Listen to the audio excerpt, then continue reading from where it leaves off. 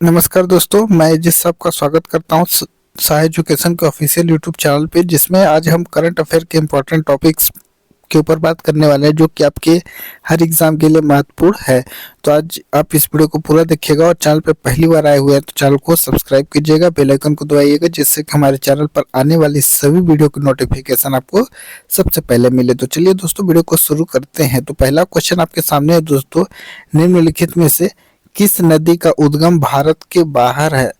तो अगर हम बात करें दोस्तों भारत के बाहर उद्गम की बात करें तो उद्गम का मतलब होता है कि वह नदी जिस जगह से निकलती है उसको उद्गम स्थल कहते हैं। जैसे अगर हम बात करें तो इस क्वेश्चन का राइट आंसर ब्रह्मपुत्र नदी है, जो कि तिब्बत के पुरंग जिले में स्थित मानसरोवर झील के निकट से निकलती है। यानी पुरंग ये तिब्बत से निकलती है। मूल रूप से बात करें तो ये ब्रह्मपुत्र नदी तिब्बत से निकलती है।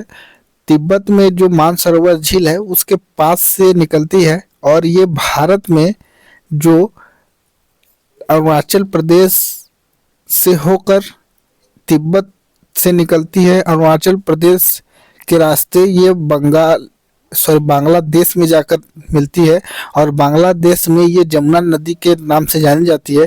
और अगर हम बात करें इसकी टोटल लंबाई की तो ये 2700 किलोमीटर इसका एरिया है। 2700 किलोमीटर का रास्ता ये तय करती है और जाकर ये बांग्लादेश की खाड़ी में मिल जाती है। तो बांग्लादेश में इसको जमुना नदी कहा जाता है। अरुणाचल प्रदेश से ये भारत में प्रवेश करती है। और गंगा की बात करें तो दोस्तों गंगा नदी गंगोत्री से निकलती है, यमुना यमुनोत्री से, और नर्मदा जो है दोस्तों ये मध्य प्रदेश में निकलती है। तो इसका राइट आंसर है ऑप्शन नंबर ए।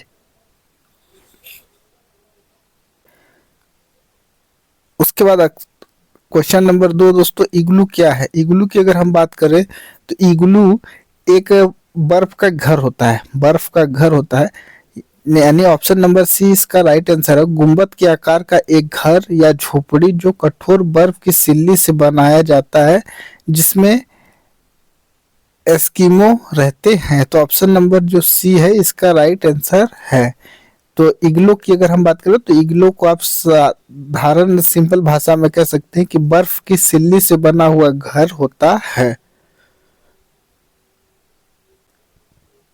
तो दोस्तों थर्ड नंबर का जो क्वेश्चन है, चंबल नदी किन राज्यों से होकर बहती है? तो चंबल नदी की अगर हम बात करें तो चंबल नदी जो है मध्य प्रदेश, उत्तर प्रदेश और राजस्थान से होकर बहती है। इसका option number C right answer है। और चंबल नदी की बात करें तो चंबल नदी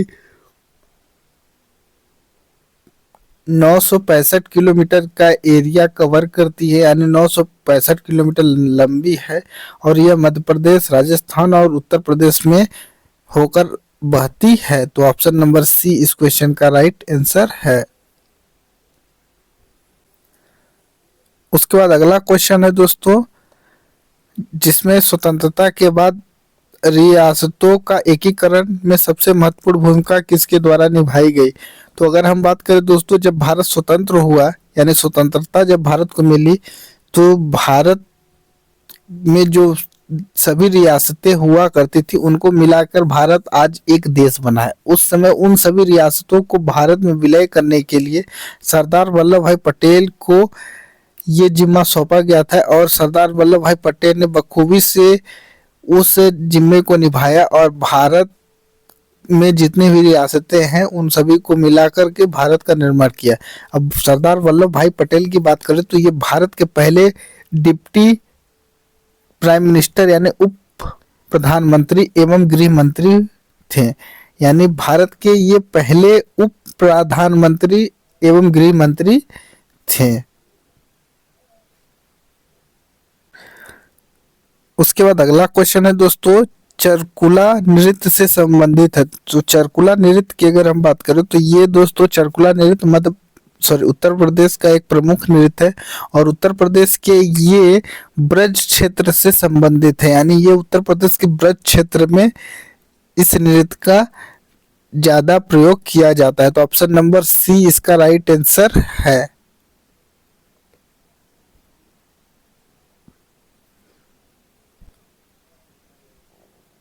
उसके बाद अगला क्वेश्चन दोस्तों, हर्षवर्धन की राजधानी क्या थी? तो हर्षवर्धन की राजधानी की अगर हम बात करें तो हर्षवर्धन की राजधानी कन्नौज थी, और कन्नौज अभी वर्तमान में उत्तर प्रदेश में स्थित है, यानी उत्तर प्रदेश में ये स्थित है कन्नौज। और अगर हम बात करें हर्षवर्धन की, तो हर्षवर्धन के द्वारा जो 647 ईस्वी तक शासन किया गया है। उसके बाद अगला क्वेश्चन दोस्तों, अकबर का प्रसिद्ध मकबरा जो सिकंदरा में है, यह स्थान उत्तर प्रदेश के किस जिले में स्थित है? यानी अकबर का जो प्रसिद्ध मकबरा जिसको सिकंदरा कहते हैं, तो एक क्वेश्चन आप इस क्वेश्चन से ये भी बना सकते हैं या फिर पूछा जा सकता है कि अकबर का जो प्रसिद्ध मकबरा है वो उसका क्या नाम है? तो उसको आप कह सकते हैं सिकंदरा। और ये कहाँ पे स्थित है?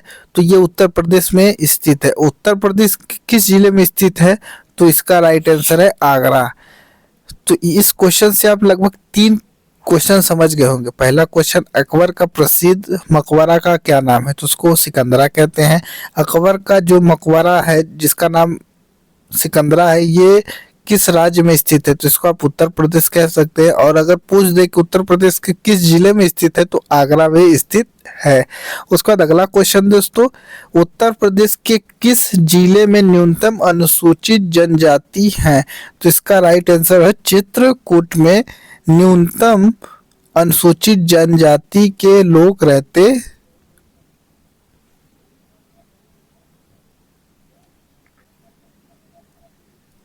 हैं। उसके बाद अगला क्वेश्चन दोस्तों, उत्तर प्रदेश राज्य में अनुसूचित जनजाति की संख्या का कितना प्रतिशत है? अगर हम बात करें दोस्तों, उत्तर प्रदेश स्टेट में जो अनुसूचित जनजाति के जो लोग हैं उनकी जो परसेंटेज में संख्या की अगर हम बात करें, तो उनकी जो संख्या है 0.06%, यानी ऑप्शन नंबर सी उसका राइट आंसर है। उसके बाद अगला क्वेश्चन दोस्तों, उत्तर प्रदेश में भोटिया जनजाति किन क्षेत्रों में निवास करती है? तो अगर हम बात करें दोस्तों, उत्तर प्रदेश में जो भोटिया जनजाति है ये पर्वतीय क्षेत्रों में निवासरत है, यानी पर्वतीय क्षेत्रों में उनका निवास है। उसके बाद अगला क्वेश्चन दोस्तों, निम्न में से कौन सा जोड़ा सुमेलित है? तो अगर हम बात करें, बिस्सू एक त्योहार है, घुमसू नृत्य होता है, पंचपुत्री जौनसारी देवी है, और उपरोक्त सभी। तो इस क्वेश्चन का right answer option number D है, क्योंकि बिरसू एक त्योहार ही है, घुमसू नृत्य होता है, पंचपुत्री जौनसारी देवी को कहते हैं। तो इसके हिसाब से option number D right answer है। उसका बाद अगला क्वेश्चन दोस्तों, उत्तर प्रदेश में न्यूनतम जनसंख्या वाली जनजाति कौन सी है? तो इस क्वेश्चन का राइट आंसर है option number C right answer है। तो वन रावत जो है इसमें न्यूनतम जनजाति जो है उत्तर प्रदेश की है।